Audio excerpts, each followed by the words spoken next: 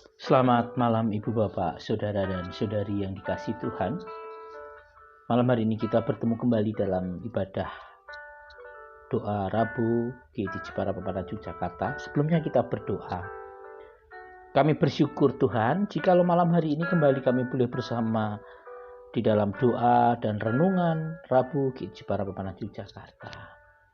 Biarlah Roh Kudus-Mu sendiri yang menuntun, memampukan kami sehingga kami boleh sungguh-sungguh mengerti dan memahami firman yang bersama akan kami baca dan kami gumulkan. Begitu pula Tuhan memberkati di dalam setiap doa-doa kami, dan kami percaya doa yang kami naikkan datang dari kerinduan kami untuk terus mau melayani Engkau, untuk terus mau menjadikan hidup kami sebagai alat bagi kemuliaan-Mu saja. Di dalam Kristus Tuhan kami berdoa. Amin. Kita akan bersama membaca satu ayat sebagai dasar firman Tuhan pada malam hari ini.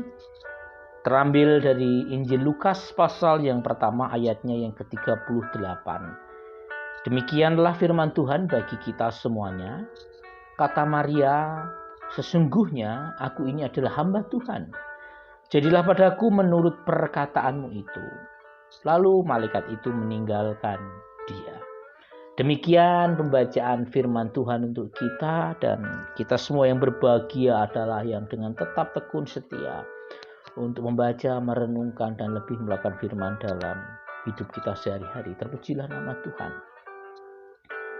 Renungan kita pada malam hari ini saya beri judul, semua bisa dipakai Allah untuk kemuliaan namanya. Ibu, Bapak, Saudari, dan Saudara semuanya, jujur harus diakui, banyak dari kita yang seringkali merasa bahwa pihak laki-laki itu mempunyai kedudukan yang lebih tinggi dari perempuan. Hal ini bisa dilihat dari kasus-kasus pelecehan seksual yang terjadi. Pihak perempuan yang menjadi subjek yang dilecehkan seringkali justru dianggap objek atau pihak yang salah, karena dianggap telah memancing nafsu pria untuk melakukan pelecehan. Di dalam keseharian kita juga bisa melihat bahwa para perempuan itu dianggap aib ketika ketahuan tidak lagi perawan.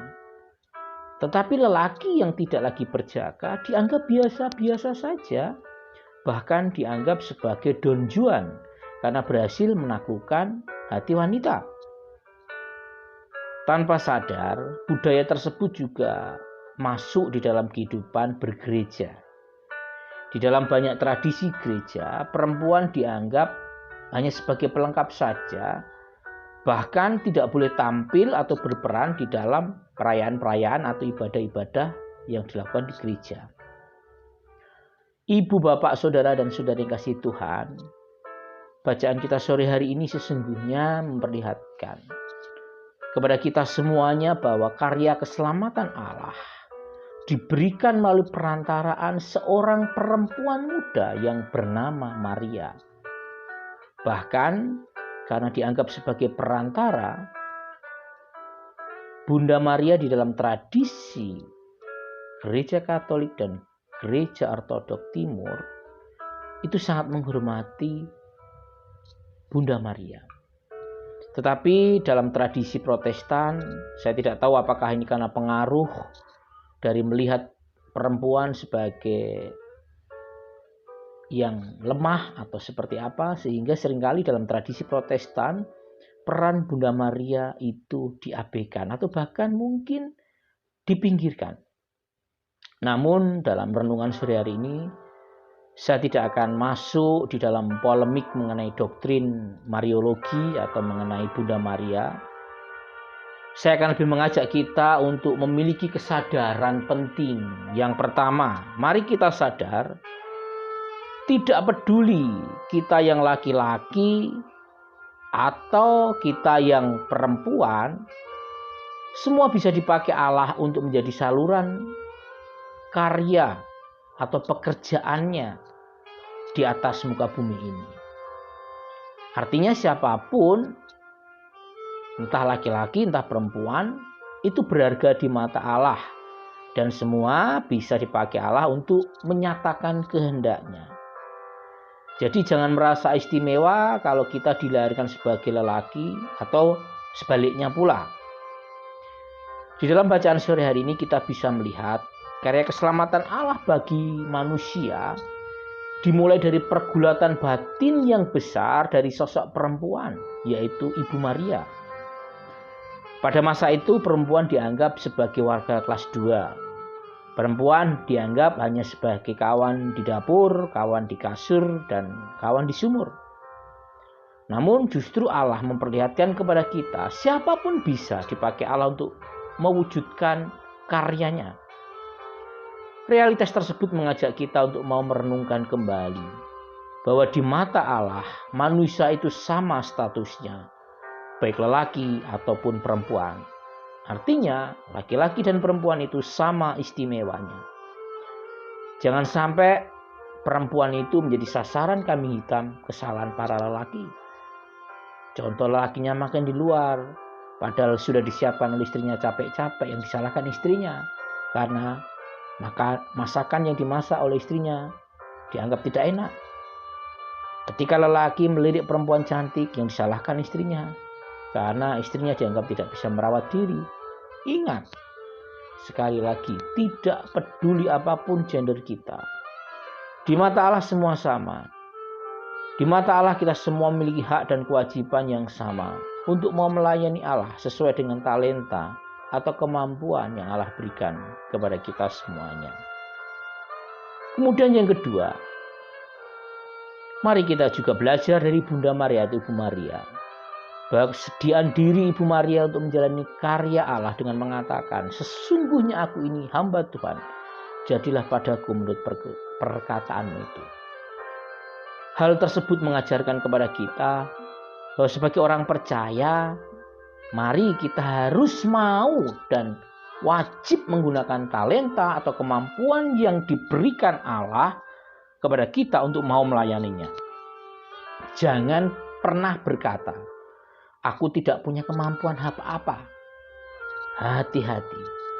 Kalau Allah benar-benar mencabut semua kemampuan Anda, hidup kita ini bisa berantakan, tidak karu-karuan. Kemampuan atau talenta yang Allah berikan kepada kita semuanya harus benar-benar kita gunakan untuk melayani, untuk membesarkan Allah. Dan itu bisa terlihat dengan kemauan kita untuk sungguh-sungguh mau melayani sesama dan dunia ini. Di dalam konteks bergereja, jangan pernah juga kita berkata, aku tidak bisa apa-apa. Ingat, ibu bapak, saudara dan saudari semuanya, doa kita, harta kita, tenaga kita, kemampuan kita, semuanya bisa kita gunakan untuk melayaninya. Lah kalau hanya bisa berdoa, ya mari kita berdoa. Kalau kita hanya bisa memberikan persembahan harta, ya mari kita memberikan persembahan harta. Kalau kita hanya bisa memberikan tenaga, ya mari kita berikan tenaga kita untuk melayaninya. Kalau kita memang diberikan kemampuan atau kepandaian, kecerdasan, ya mari kita berikan kecerdasan atau kepandaian itu untuk melayaninya. Kalau bisa semuanya, puji Tuhan, semuanya bisa kita berikan untuk melayaninya. Artinya kita sungguh-sungguh mau ngugemi, mau melaksanakan, melakukan apa yang menjadi firman-Nya, apa yang juga sudah diteladankan oleh Bunda Maria. Sesungguhnya aku ini hamba Tuhan. Kita ini bukan bos. Siapapun kita adalah hambanya. Jangan sampai kita merasa minder karena kita tidak bisa apa-apa. Sekecil apapun pasti ada yang bisa kita kerjakan untuk karya kemuliaan Tuhan. Begitu pula jangan kita merasa paling hebat karena bisa segala-galanya. Ingat, semua kita punya kapasitas masing-masing yang bisa saling kita gunakan untuk melengkapi. Dalam peristiwa pranatal, peran Maria sangat besar. Tetapi peran Yusuf juga tak kalah besar. Yusuf menerima Maria, menguatkan Maria dan mendampingi Maria.